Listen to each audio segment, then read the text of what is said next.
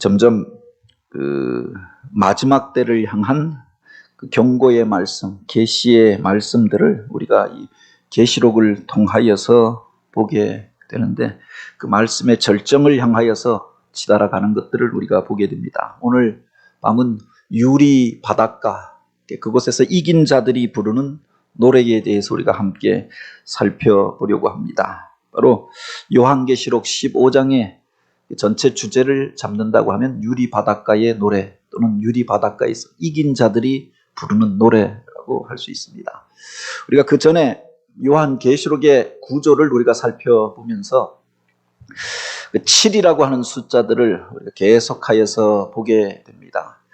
먼저 7 교회에 대한 이야기가 나오고, 그 다음에 7 봉인이 풀리는 이야기가 나옵니다. 그리고 마지막 때의 증거로 7 나팔이 등장하고, 그리고 이 7 나팔의 마지막 나팔이 울려 퍼질 때 7 대접이 쏟아지게 되리라 라고 하였습니다.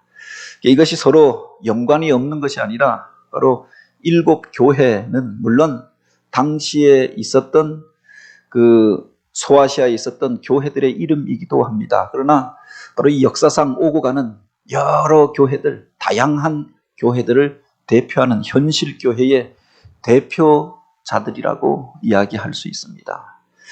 그 교회 가운데 서머나 교회 같은 교회도 있고, 에베소 교회 같은 교회도 있고, 라오디게아 교회와 같은 곳도 있고, 또 여러 가지 양상의 교회들이 있지 않습니까? 현실에 존재하는 교회들을 대표하는 그런 교회의 모습들을 기록하고 있는데, 그 교회들에게 주시는 말씀, 마지막 때에 역사의 그 과정 속에서 하나님께서 누구를 통하여 당신의 구원의 일들을 이루시는가, 마지막 때에 우리가 영적 싸움에서 어떻게 승리할 수 있는가, 교회를 통하여서 하나님께서 당신의 일들을 펼쳐 가시고 천국의 열쇠를 교회에 허락하여 주셨다. 이것을 계시록에서 계속 반복하여서 이야기하고 있는 거죠. 그리고 이 7 봉인은 역사의 과정 속에 하나님의 구원의 역사가 바로 역사의 과정 속에서 펼쳐져 오는 과정들을 우리에게 나타냅니다. 그 속에 기근도 있고 재앙도 있고 전쟁도 있고 박해도 있고, 또 우리가 이해할 수 없는 미혹의 사건들도 일어나게 되어질 것입니다. 이미 역사 속에서 우리가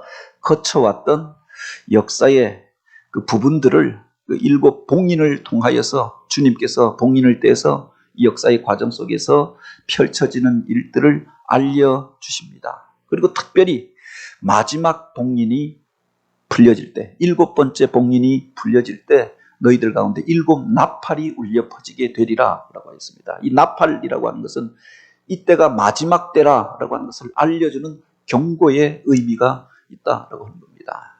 여기 보면 그 7 나팔에 대하여서 이야기를 하는데, 그 땅 가운데 3분의 1이 재앙을 만나서 그 속에서 수많은 사람들이 죽고 고통당하는 일들이 일어나게 될 것이고, 바다의 3분의 1이 오염되어져서 생물들이 살 수 없는 지경에 이르게 될 것이고, 또한 그 물의 샘이 우리 마음의 근원이 되어지는 그것들이 오염되어져서 세상의 3분의 1이 오염되고 마시고 먹지 못할 물들로 바뀌어지게 될 것이고, 천체에 바로 이와 같은 재앙과 이변이 떨어져서 이 땅 가운데 크고 무서운 일들이 벌어지게 될 것이다. 그때에 또한 미혹하는 일들이 있을 것이고 황충의 재앙이 있을 것이다 라고 하는데, 어찌 보면은 우리가 이런 시대에 살아가고 있지 않습니까? 7 나팔이 울려 퍼지는 시대에, 역사의 마지막 시대에 살아가고 있다. 이런 나팔 소리가 울려 퍼질 때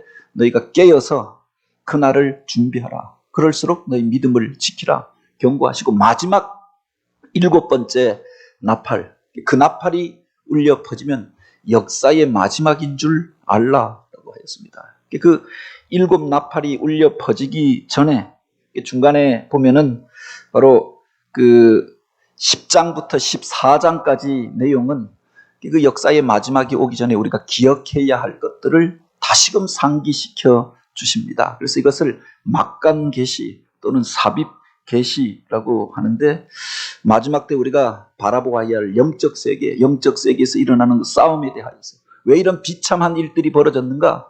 그래서 하늘로부터 그렇게 패한 마귀 사단이 이 땅 가운데 내려와서 바로 그 교회를, 해 입은 여자를 상하게 하고 또 그로부터 나올 그 아들을 죽이려고 하는 일들에 대하여서 예수 그리스도 때로부터 지금까지 일어났던 영적 싸움의 실체에 대하여서 밝히고 있고, 그때 어떤 이들이 구원함을 얻고 바로 하나님의 나라에 들어가게 될 것인가, 이긴 자로 하나님 나라에서 승리의 찬양을 부르게 될 것인가, 이것을 우리에게 가르쳐 주고 있죠. 그리고 이제 15장에 보면은 마지막 나팔 소리가 울려 퍼지기 직전의 그 광경들을 우리에게 기록하여 주고 있습니다.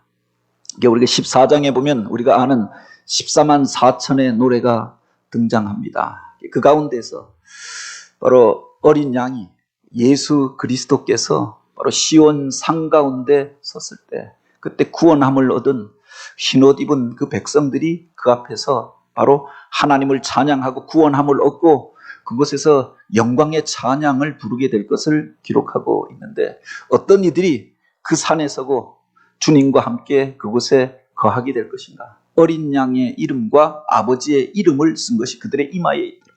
이게 그들의 고백 가운데 바로 예수 그리스도를 향한 고백, 그리고 그 이름으로 하나님 앞에 나아가는 자들, 그리고 하나님의 영광을 위하여 바로 살아왔던 그들이 바로 그 영광의 자리 가운데 서게 될 것이다 라고 하였고, 세상에 그 미혹하는 이들로 인하여서 더럽혀지지 아니한 자들, 그리고 어린 양을 따라가는 이들, 믿고 그분을 쫓아가던 그들이 바로 시온산에서 하나님의 영광을 찬양하게 될 것이다. 그들이 속량함을 입고 처음 익은 열매로 하나님 앞에 서게 될 것이고, 그들이 하나님과 어린 양에게 속한 자들이다 라고 하였습니다.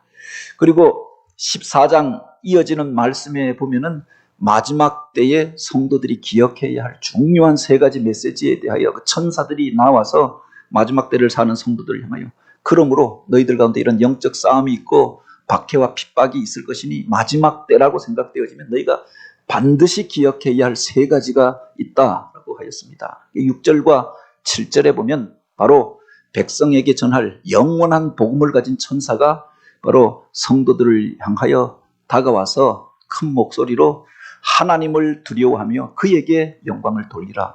세상의 다른 것들을 두려워하지 말고, 권세를 가진 그 권력자들을 두려워하지 말고, 핵무기를 가졌다고 그런 사람들을 두려워하지 말고, 바이러스를 두려워하지 말고, 너희가 진짜 두려워해야 할 대상이 누구냐? 하나님의 심판을 두려워하고 그 하나님 앞에 영광을 올려드리라.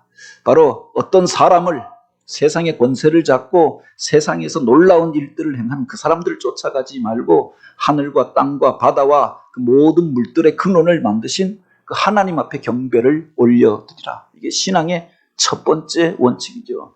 오늘 우리를 지으신 목적이, 우리 주님께서 믿음의 사람들을 통해 기대하는 것이 바로 당신들을 통하여서, 믿음의 백성들을 통하여서 예배하는 것, 그리고 하나님의 영광을 위하여 살아가는 그들을 기뻐하신다.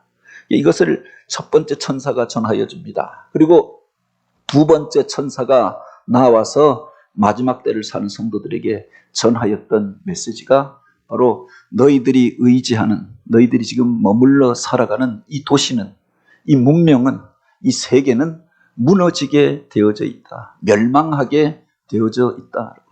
물론 우리가 이 시대 가운데서 어떻게든 세상 가운데서 평화를 일구고자 하고 세상을 새롭게 하여서 저들 예수 믿게 하고 세상의 문화를 그렇게 변화시키려고 하지만, 이 세상에 하나님을 대적하여 일어난 그 바벨론의 문화는 무너지게 되어져 있다. 그 음행으로 말미암아 바로 진노의 포도주를 먹이던 저들이, 그러니까 세상 가운데서 권세를 자랑하면 자기가 심판자인 것처럼 그 권세와 능력을 자랑하던 그들은, 그들의 문화는 무너지게 되어져 있다. 그러니 세상의 권세를, 세상의 문화를 의지하지 말라고 그렇게 선포합니다. 그리고 세 번째 천사가 날아와서 그렇게 외치고 가르쳤던 메시지가 바로 여기에 있죠. 그때 누구든지 짐승과 그의 우상에게 경배하고 이마와 손에 그 표를 받은 자들, 그래서 마음속으로 참으로 그들이 구원자가 되리라. 첫 번째 짐승이 올라오고 적 그리스도가 일어났을 때 그들을 쫓아갔던 자들, 그들과 그렇게 교제하며 그래서 이마와 손에 그 표를 받았던 자들, 그러니까 아마 손으로 행사하고 마음으로 생각하는 그 가치관이 그들을 쫓아서 살아가던 이들은 이제 그때 하나님의 진노의 포도주를 마시게 되고 심판에 이르게 될 것이다. 짐승과 그 우상에게 경배하고 그의 이름표를 받은 자는 누구든지 이 참된 안식을 얻지 못하고 진노의 자리 가운데 거하게 될 것이다 라고 했습니다.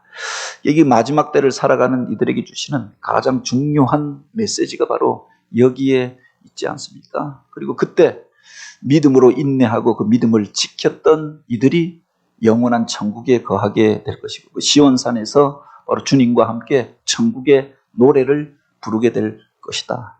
비록 믿음을 지키다가 그래서 하나님이 기뻐하시는 그 일들을 행하다가 죽는다 할지라도 주 안에서 죽은 자들은 복이 있다. 영원한 생명이 있고 영원한 나라가 있는 것 아닙니까? 잠시 잠깐 편하게 사는 길을 따라서 잠시 잠깐 육체의 생명을 쫓아서 사는 것이 안전하고 평안한 것이 아니라 예수 그리스도를 쫓아서 어린 양을 따라가는 자들, 하나님의 영광을 위하여 사는 자들이 복이 있다고 하고 이 땅의 그 모든 수고를 그치고 쉬게 될 날이 오게 될 것을, 이 영적 싸움이 그치고 하나님 앞에 서게 될 그 날이 오게 될 것을 경고하면서 마지막 때를 살아가는 이들에게 주시는 그 메시지를 선포하였습니다. 그리고 이제 15장에 보면은 그때 영원한 나라 천국 앞에 그 유리 바닷가에 서서 바로 이긴 자의 노래를 부를 이들, 그들이 부르는 그 노래에 대하여서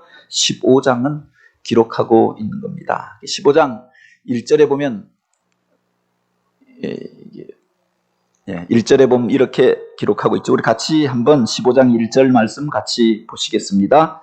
또 하늘에 크고 이상한 다른 이적을 보매 일곱 천사가 일곱 재앙을 가졌으니 곧 마지막 재앙이라. 하나님의 진노가 이것으로 마치리로다.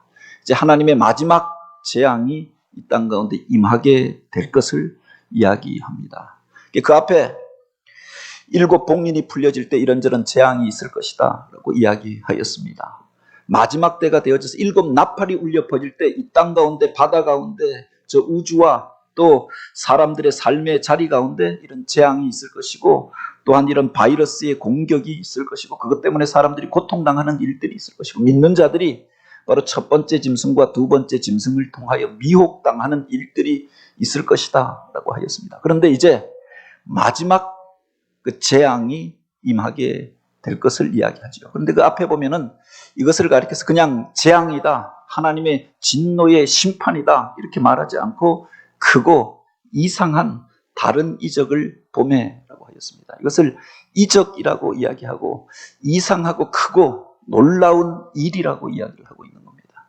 어떤 이들에게는 이것이 재앙이 될 것이고 멸망하고 심판을 당하는 그런 일들이 될 것이지만 어떤 이들에게는 구원함을 얻고 하나님의 놀라운 이상을 보고 그래서 오늘 우리가 하늘의 비밀이 풀려지고 하나님의 영광스러운 자리에 거하게 되는 그런 순간이 되어질 것이다 라고 한 거죠. 그래서 하나님의 마지막 재앙이 임하게 될 때 어떤 이들은 그곳에서 진노의 심판을 당해서 멸망당하고 죽게 될 것이고 영원한 불못에 떨어지게 될 것이지만 어떤 이들은 이 땅에서의 수고를 쉬고 영원한 안식의 자리에 거하게 될 것이고 그 놀라운 영광을 경험하며 하나님을 찬양하며 나아가게 될 것이다. 그래서 그 일을 가리켜 크고 이상한 다른 이적이라고 이야기하였던 겁니다. 어떤 이들에게는 재앙이지만 어떤 이들에게는 구원의 날이 될 것이고 어떤 이들에게는 심판이 될 것이지만 어떤 이들에게는 축복의 날이 될 것이다. 이 땅 속에서 지금까지 고생하고 힘들어하고 그 믿음을 지키기 위하여 맡기신 사명 감당하기 위하여 힘들게 그 어려운 과정들을 통과하였는데 영광을 얻게 되어지는 순간이 될 것이다. 그 일에 대하여서 15장에 기록하고 있는 거죠. 그런데 여기에 보니까 2절에 이렇게 이야기합니다. 내가 보니 불이 섞인 유리 바다와 같은 것이 있고 짐승과 그의 우상과 그의 이름의 수를 이기고 벗어난 자들이 유리 바닷가에 있어서 하나님의 검은 고를 가지고 하나님의 종 모세의 노래 어린 양의 노래를 불러 이르되 라고 하였습니다. 마치 깨끗한 유리와도 같은 그런 바다가 있고 그 바닷가에 서서 바로 승리의 노래를 부르는 사람들의 모습을 보게 되어졌음을 이야기합니다. 우리가 깨끗한 바다를 보면, 저는 동해안 출신이라서, 강릉 출신이라서 거기서는 나가기만 하면 깨끗한 바다가 보여집니다. 그래서 여기 오면 이제 그 바다가 그리운데, 그곳에서는 아침마다 바다를 보고 새벽 기도 끝나면 자전거 타고 바닷가로 자전거를 타고 나가든지, 어떤 때는 차량 운행을 하고 수요일이나 차량 운행을 하고 이렇게 나가면은 저녁 때가 되면 또 이렇게 노을이 지고 아침에 해가 떠오를 때 보면 저런 모습인데, 그야말로 유리 같습니다. 깨끗한 바다잖아요. 그래서 얼마 전에는 우리 집사람이랑 바다가 보고 싶다고, 그래서 대부도로 갔는데, 이 서해 바다는 그렇지가 않는 겁니다. 이 깨끗한 유리 바다가 아니라 칙칙한 진흙이 섞여 있는, 그래서 황해라고 하지 않습니까?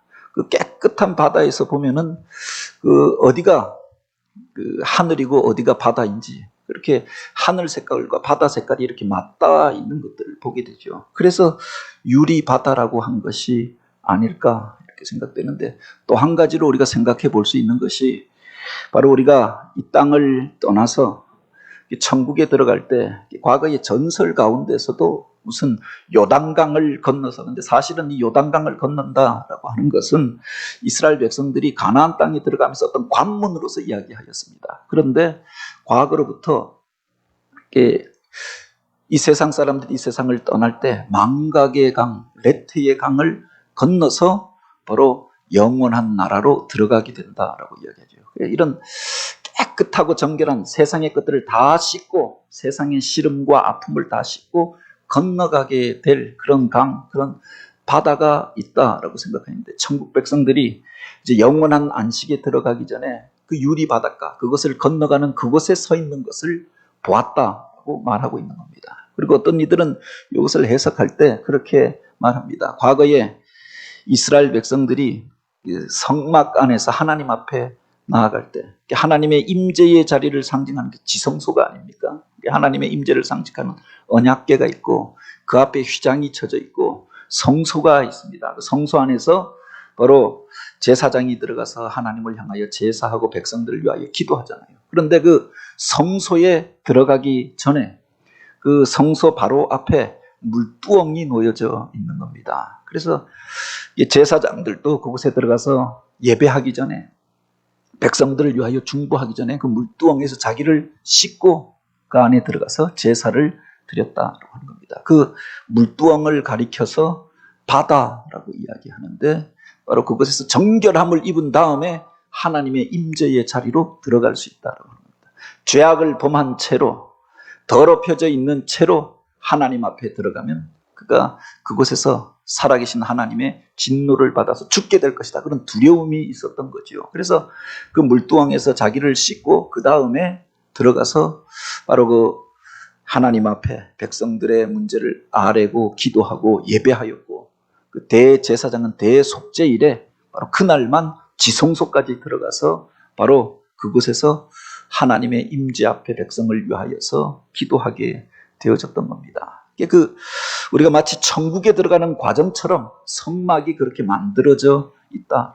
그게 마치 우리가 하나님 앞에 나아가는 과정을 모세를 통하여서 환상을 통하여 보여주었고, 그가 그것을 그 성막의 구조를 통하여서 하나님 앞에 나아갈 때 먼저 번제를 드리고, 그리고 그 앞에서 물두멍에서 씻고 하나님의 성소에 들어가 예배하고 하나님을 만나고 지성소까지, 그 깊은 자리까지 들어가서 하나님과 교제하게 되어짐을 고백하였던 거죠. 우리가 하나님의 임재의 자리 앞에 나아가게 될 때 바로 이 유리 바다와 같은 그곳 앞에 서게 될 것인데, 어떤 이들이 그곳에서 승리의 노래를 부를 것인가? 여기에 보면 짐승과 그의 우상과 그의 이름의 수를 이기고 벗어난 그들이 유리 바닷가에 서서라고 했습니다. 세상에 유혹이 있지 않습니까? 마지막 때가 되어져서 이 땅 가운데 첫 번째 짐승이 올라와서, 그 바다로부터 올라와서 적 그리스도가 올라와서 세상의 권세를 가지고 자기를 경배하게 하고 자기가 신이나 된 것처럼 세상을 휘어잡고 많은 사람들이 그를 쫓게 하였다라고 했습니다. 그리고 쫓지 아니하는 자들, 경배하지 아니하는 자들을 박해하고 핍박하는 일들이 있을 것이다. 마지막 때에 이와 같은 적 그리스도의 박해와 핍박이 있지만 바로 그 속에서도 인내하며 믿음을 지켰던 사람들. 그 다음 짐승이 올라와서 바로 그 둘째 짐승이 땅으로부터 올라와서 사람들을 미혹하여서 용의 말들을 하며 사람을 격동하고 우상 앞에 가서 절하게 하고 첫 번째 짐승 앞에 가서 그를 경배하게 할 터인데 그 미혹을 받아서 거짓된 것들을 쫓아가고 엉뚱한 것들을 신으로 쫓고 그래서 그들의 표를 받은 자들은 바로 이 영원한 천국에 들어가지 못할 것이지만 짐승과 그 우상과 그 이름의 수를 이기고 벗어난 그들이 유리바닷가에 서게 되고 그곳에서 바로 천국의 노래, 그 이긴 자의 노래를 부르게 될 것이다. 그것을 가리켜서 하나님의 종 모세의 노래라고 하였고 어린 양의 노래라고 하였습니다.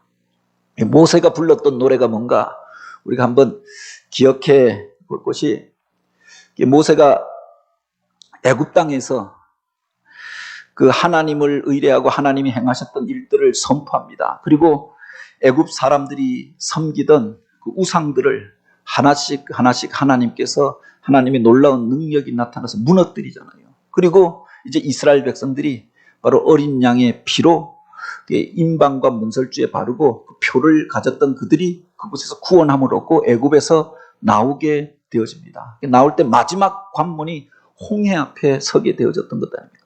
홍해가 가로놓여져 있었고 뒤에는 바로의 군대가 그들을 쉽게 놓아주지 않았던 것 아닙니까? 다시금 사로잡아서 죽이든지 노예로 삼고자 하여서 그들이 쫓아왔는데 하나님의 구원하심을 바라고 기도할 때 바다의 문이 열려져서 그 바다를 마른 땅과 같이 건넜다. 막혀 있었고 갈 수가 없었고 죽을 수밖에 없는 상황이라고 하였는데 오직 구원의 하나님만 바라고 기다릴 때 하나님께서 급하고 강한 바람을 불어서 바다에 길을 내시고 그들을 건너게 하십니다. 그래서 그 홍해 바다를 그들이 마른 땅과 같이 건넜다라고 하였습니다.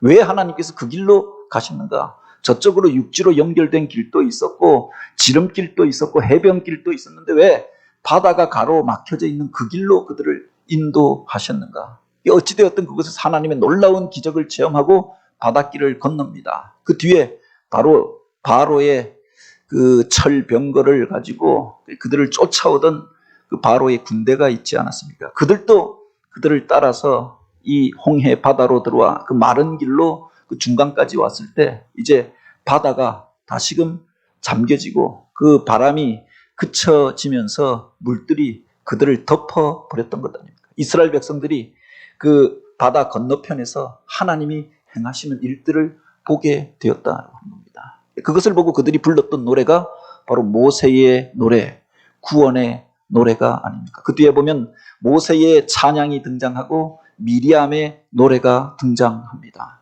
처음에는 홍해 바다 앞에 이르렀을 때는 왜 우리들 가운데 이런 일들이 있는가? 하나님께서 우리를 구원해 주신다고 하고 왜 이 길로 우리를 인도하셨는가?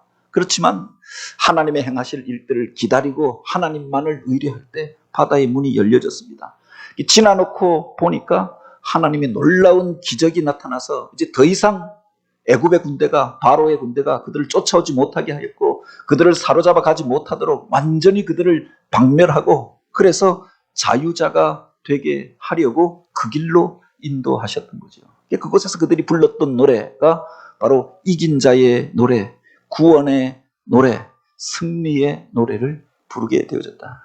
그 유리 바다를 지난 성도들이 이 땅 가운데서 험한 싸움을 싸우고 이제 하나님의 그 천국 앞에 영원한 천국 앞에 선 그 백성들이 그곳에서 바로 이 모세가 부르던 그 노래를 부르더라 이야기를 하는 겁니다. 그리고 어린 양의 노래라고 또한 하였습니다. 어린 양 대신 예수 그리스도를 통하여서 구원함을 받은 백성들이 바로 천국에 들어가며 부르게 될 노래라고 하는 거죠. 그 속에 오늘 우리가 이 세상을 살면서 마지막 시대에 성도들이 불러야 할 노래가 담겨져 있다고 합니다. 원하고 바라기는 이 저녁 시간 주의 전에 나와 예배하는 우리들이 바로 이 모세의 노래, 어린 양의 노래, 유리 바닷가에서 바로 이긴 자들이 부르는 그 노래를 부르는 사람들이 되길 원합니다. 그들이 어떤 노래를 불렀는가? 그 고백 속에 우리들이 믿는, 그리고 오늘 우리가 의지하는 그분을 향한 그 신앙 고백이 담겨져 있는 것 아닙니까? 15장 3절과 4절에 보면은 바로 그곳에서 이긴 자들이 하나님의 검은고를 가지고 부르는 그 노래를 기록하고 있습니다. 그곳에서 바로 그 원수들을 이기고 영적 싸움에서 승리한 이들이 하나님의 검은고를 가지고 이 노래를 부르더라라고 했습니다. 우리가 세상 가운데서 지치고 힘들어. 그래서 그것 때문에 피곤한 모습으로 이제 그 집으로 돌아와서 돌아올 때 요사이들은 보면 음악을 듣잖아요. 그 중에 영롱한 음악을 때, 고상한 음악을 우리가 듣게 될 때 그 속에서 모든 피로가 씻겨지고 안식을 경험하게 되는 것 아닙니까? 그곳에서 우리가 바로 그 노래를 듣게 될 것이고 바로 이 노래를 부르게 될 것이다 라고 하였습니다. 3절과 4절에 보면은 이긴 자들이 부르는 그 노래에 대하여서 기록하고 있는데 그 첫 번째 구절에 보면 주 하나님 곧 전능하신 이시여 라고 하였습니다. 우리 하나님은, 우리가 믿고 고백하는 그 하나님은 전능하신 하나님이 아니십니까? 우리가 신앙 고백할 때 바로 전능하사 천지를 만드신 그 하나님을 고백하고 있지 않습니까? 그 하나님은 그 못하는 일이 없고 무력한 분이 아니시고 또 그래서 숨어 계신 분이 아니시다. 당신을 찾는 자들을 구원하시고 전능하신 분이 아니십니까? 세상 가운데서 아무리 바로가 힘이 있고 또 적 그리스도들이 세상의 권세를 붙잡고 있다라고 할지라도 그들이 전능하신 하나님보다 더 강하겠는가? 오늘 우리가 참으로 의지하고 예배해야 할 대상이 그 전능하신 하나님이신 줄 믿으시기 바랍니다. 그 하나님은 전능하셔서 당신을 찾는 자들을 구원하시고 그들을 하나님의 영광의 자리로, 구원의 자리로 이끄시는 분이시다라고 하는 그 고백이 그 속에 담겨져 있는 거죠. 그 하나님은 하시는 일이 크고 놀라우시도다라고 하였습니다. 인간의 이성으로 지금까지 살아왔던 우리의 경험으로 이해하지 못하는 일들이 주님 앞에 있는 것 아닙니까? 이스라엘 백성들이 왜 우리를 애굽으로 인도하여서 이런 고통을 당하게 하는가? 그런데 그 속에서 하나님께서 당신의 백성들을 번성하게 하십니다. 큰 나라를 이루고 큰 민족을 이루고 나오게 하셨던 것 아닙니까? 애굽으로 내려가게 하셨던 이유도 바로 여기에 있고 그들이 그곳에서 편안하기만 하면은 안주하였을 텐데 바로 이제는 요셉을 알지 못하고 포악한 바로가 일어나서 당신의 백성들을 핍박합니다. 왜 우리들 가운데 하나님을 믿는 사람들이 이런 고난을 당해야 하는가? 그 속에도 하나님의 깊으신 은혜가 있었잖아요. 그 홍해바다 앞으로 그들을 이끌어서 막혀진 자리로 그들을 몰고 가셨던 이유가 어디에 있는가? 하나님의 그 섭리를 다 알 수가 없는 것 아닙니까? 모세도 아마 그 뜻을 다 알지 못하였을 것입니다. 하나님이 가라고 하니까 갔고 구름 기둥과 불 기둥이 인도하니까 그곳까지 갔는데 가서 보니까 막힌 자리인 겁니다. 난처한 자리 가운데 거하게 됐잖아요. 하나님의 그 깊으신 섭리와 경륜을 우리가 다 알 수가 없는 것 아닙니까? 그런데 지나놓고 보니 그 속에 하나님의 섭리가 있더라라고 하는 겁니다. 그 대적자들을 모두 꺾으시고 그 백성들을 온전히 구원하시고 자유자가 되게 하시기 위하여 그 길로 인도하셨던 거죠. 우리 인생을 돌아보면 그런 일들이 얼마나 많이 있습니까? 내가 계획했던 일은 이것입니다. 그런데 그 일이 안 되게 하시는 겁니다. 그 일을 막으시는 겁니다. 오히려 또 우리 몸에 육체의 가시를 주어서 그것 때문에 고통당하고 힘들어하게 그 어려움의 시간들을 통과하게 하실 때가 있다. 그때는 왜 하나님께서 내가 하나님을 의지하고 기도하고 믿음으로 살려고 애썼는데 왜 이런 일들을 만나게 하시는가? 그런데 지나놓고 보면 그 속에 하나님의 은혜가 있었고 우리를 빚어가시는 하나님의 섭리가 있었고 이 역사를 구원하여 가시는 하나님의 깊으신 경륜이 있었던 것들을 우리가 고백하게 되는 거죠. 바로 그 유리 바닷가에서 구원함을 얻고 승리한 사람들이 바로 고백하여야 할 그 신앙이 바로 여기에 있는 것 아닙니까? 주 하나님 그분은 전능하신 이시고 하시는 일이 크고 놀라우시도다. 그러므로 우리가 우리 이성으로 우리들의 경험을 가지고 함부로 하나님의 일들을 판단할 것이 아니시죠. 그 하나님은 만국의 왕이 되시고 주의 길이 의롭고 참되다. 지나놓고 보면 그 길이 바른 길이었고 그 길이 옳은 길이었다. 그때는 내 생각이 옳다고 생각하였고 세상 사람들이 많이 가는 그 길이 좋은 길이라고 생각했는데 지나놓고 보면 주님께서 인도하셨던 그 길이 바르고 의로운 길이었던 것 아닙니까? 그 하나님은 모든 사람이 두려워하여야 할 뿐이고 오늘 우리가 참으로 영광을 올려드려야 할 뿐임을 고백하고 있는 거죠. 세상에 많은 사람들은 어떤 세상의 사람을 두려워합니다. 어떤 사람이 권력을 잡고 휘두르기 시작하면 그들이 무섭다고 생각하잖아요. 그래서 일제가 와서 포갑을 하면 그 사람들 앞에 무서워 벌벌 떨고 어떤 사람이 두렵고 강한 무기를 가지고 위협하면 하다못해 가다가도 덩치가 큰 사람이 식칼 하나 들고 그렇게 목소리를 높이면 그것 때문에 오늘 우리가 불안해하고 두려워하는 것 아닙니까? 그런데 우리가 참으로 두려워해야 할 분은 누구이신가? 오늘 우리를 영원한 심판 가운데 거하게 하실 수도 있고 우리를 구원하실 수도 있는 그분, 그 하나님을 두려워해야 하는 거죠. 오직 그분만이 거룩하시니이다. 주의 의로우신 일이 나타나셨으니 하나님께서 마지막 때에 당신의 의로운 일들을 행하시는데 그것을 통해서 악한 자들을 대적하여 일어난 이들을 심판하실 것이다. 그래서 마지막 재앙에 대하여 기록하기 전에 먼저 이 찬양을 기록한 이유가 바로 여기에 있지 않습니까? 겉으로 보기에는 재앙의 일입니다. 심판의 사건들입니다. 두려운 일들이 아닙니까? 그때 우리가 두려워해야 할 것이 무엇인가? 일어나서 세상을 주름잡고 그렇게 권세를 자랑하는 그 첫 번째 짐승이 아니라 또는 미혹하면서 사람을 속이고 그 많은 사람들 가운데서 기적을 행하는 그들이 아니라 하나님을 두려워해야 한다. 이런 일들이 일어날 때 그래서 우리가 낙심하고 절망하고 그래서 그 일로 인하여 두려워할 것이 아니라 그 일이 하나님의 의로우심을 하나님의 선하심을 나타내는 계기가 될 것이다.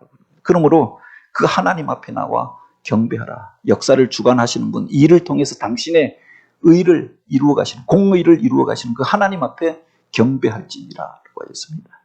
이 요한 계시록을 쓸 때 그 시대에는 네로가 일어나서 자기가 세상의 그 역사의 주관자라고 말하던 때였고 그 이후에 도미티안이라고 하는 황제가 일어나서 자기가 이제는 신이라고까지 왕 정도가 아니라 모든 사람의 경배와 예배를 받기에 합당한 존재라고 그래서 황제의 신상을 만들어 놓고 그 앞에 와서 절하고 예배하라. 이게 황제 숭배를 가르치던 시대였다고 하는 겁니다. 그들을 향하여 우리가 참으로 경배하고 예배해야 할 대상은 인간이 아니라 권세를 가지고 있고 칼을 가지고 있고 무력을 사용하고 사람을 위협하는 그가 아니라 바로 천지 만물을 만드신 하나님이시고 이 역사를 심판하시는 하나님이시다. 이것을 고백하고 있습니다. 그들이 바로 그 영원한 나라 그 유리 바닷가에 서서 승리의 노래를 부르게 될 것이다. 그들이 부르는 노래에 대하여서 기록하고 이제 그 뒤에 보면은 마지막 하늘의 문이 열리면서 그곳에서 바로 7 천사가 세상을 심판할 권세를 가지고 이 땅을 향하여 내려오는 그 모습을 보게 되었다라고 하였습니다. 이게 바로 그 이런 재앙이 있을 때 우리가 고백하고 기억해야 할 신앙이 바로 여기에 있음을 우리에게 말하여 주고 있는 거죠. 5절부터 8절까지 말씀해 보면은 그때 그 일 후에 내가 보니 하늘에 증거 장막이 열리고 물론 신천지 같은 곳에서는 자기들이 마지막 때에 이 증거 장막 그래서 하나님의 증거가 나타나고 구원함을 입은 자들이 들어가서 하나님의 영광에 임재하게 거하게 될 자기들이 증거 장막이다. 그래서 이름을 증거 장막 성전이라고 하는 이름을 붙였는데 하늘에서 하늘의 영광스러운 모습을 보고 모세가 바로 우리가 하나님 앞에 나아가는 길을 그 모형으로 그려놓은 게 성막이 아닙니까? 그가 이제 요한이 그것을 보았다라고 하나님의 임재의 자리를 향하여 나아가는 것들을 그가 보게 되어지고 그 증거 장막이 열리면서 그곳에서 천사들이 이 땅을 심판하기 위하여 권세를 가지고 7 대접을 가지고 나오는 것을 보게 된 것을 기록하고 있는 거죠. 7 재앙을 가진 7 천사가 성전으로부터 나와 맑고 빛나는 세마포 옷을 입고 가슴에 금띠를 띠고 내 생물 중에 하나가 영원토록 살아계신 하나님의 진노로 가득한 금 대접 7을 그 7 천사에게 주니 그들이 그 대접을 가지고 이 세상을 향하여 내려오는 겁니다. 그리고 16장에 보면은 마지막 때에 일어나게 될 7 대접의 심판에 대하여서 기록하고 있는 거죠. 이때는 더 이상 무슨 경고의 나팔이 아닙니다. 그것이 마지막인 줄 알라라는 거죠. 앞에 보면 7 나팔은 그것을 통해서 믿음의 사람들을 향하여 이제 마지막 때가 다가오고 있다. 이제 너희가 그럴수록 믿음을 지키고 경성하여서 깨어 있으라. 그래서 나팔을 부는 거죠. 깨라고, 잠자는 자들을 일어나라고. 그래서 보다 중요한 것이 무엇인지 알라고. 그래서 새 천사를 통하여서 마지막 때에 너희가 하나님 앞에 영광을 올려드리는 자가 되라. 그리고 큰 바벨론, 이 무너질 도성, 세상의 문화를 의지하는 자가 아니라, 그리고 세상 가운데서 일어났던 그 권력을 가진 자들, 첫 번째 짐승과 두 번째 짐승, 적 그리스도와 거짓 선지자들을 쫓지 아니하고 하나님의 증거를 가진 자로 어린 양을 의지하는 자가 되라. 바로 이 말씀을 주셨던 거죠.